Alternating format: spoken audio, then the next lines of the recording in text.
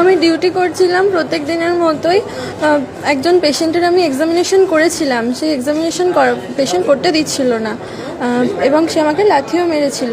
তো তখনই এক্সামিনেশন করা খুব জরুরিও ছিল না, কারণ পার অ্যাবডোমিনাল এক্সামিনেশন আমি করেছিলাম এবং পেশেন্ট ঠিক আছে আমি বুঝতে পেরেছিলাম। তো সেই জন্য সেই মতো ট্রিটমেন্ট শুরু করে আমি অন্য পেশেন্ট দেখা শুরু করি।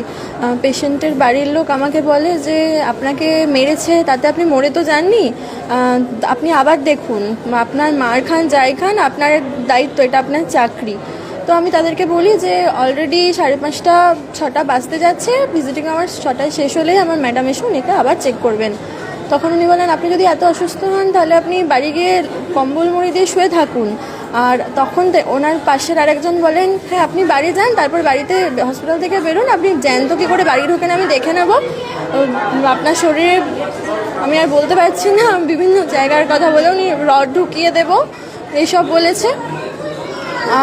আর একজন আমার হাত মুচড়ে দিয়েছে, উনি বলছেন যে উনি পুলিশের খুব বড় অফিসার আর পার্টিরও নেতা, আমি কি করে জ্যান্ত বাঁচি উনি দেখে নেবেন।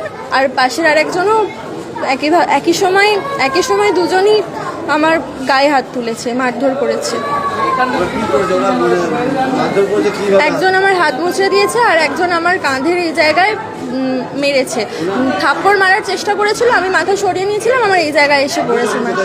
আমি NW আমাদের অ্যান্টিনেটাল ওয়ার্ড, প্রসূতি মাদের যে ওয়ার্ডে রাখা হয়, ওয়ার্ডের মধ্যে সমস্ত সিস্টার দিদিরা ছিলেন। আর আমাদের ওয়ার্ডের যারা মাসি তারাও ছিলেন, মাসিরাই আমাকে হেল্প করেছেন।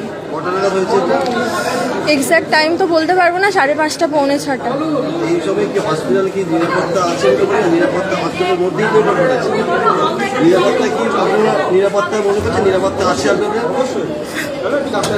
মাসিরা আসার আগে একজন সিকিউরিটিও ছিল না ওখানে। সিকিউরিটি কি ছিল না? কজন ছিল ওরা? ছেলেরা কজন ছিল? 10-12 জন একসঙ্গে ঢুকে গিয়েছিল। ওরা কি পেশেন্টের বাড়ির লোকজন? ওরা পেশেন্টের বাড়ির লোক বলেই দাবি করছে। ওরা কি কোনো সিভিক ভলেন্টিয়ার কিছু জানতে পারছে? একজন বললেন উনি পুলিশের অফিসার, পরে পুলিশ আসাতে বলল হোমগার্ড। আপনারা কি থানায় লিখিত অভিযোগ করছেন? অবশ্যই নিরাপত্তার অভাব বোধ করছেন? অবশ্যই, ওরা তো বলেই দিচ্ছে যে আপনি হসপিটালের বাইরে বেরোলে মারধর করবে, রড ঢুকিয়ে দেবে। আপনি এনএসপিটি ম্যাডামকে জানিয়েছেন? সবাইকে জানিয়েছি, আমার স্যার জানিয়েছেন। আপনার নামটা? লিজা কোলে।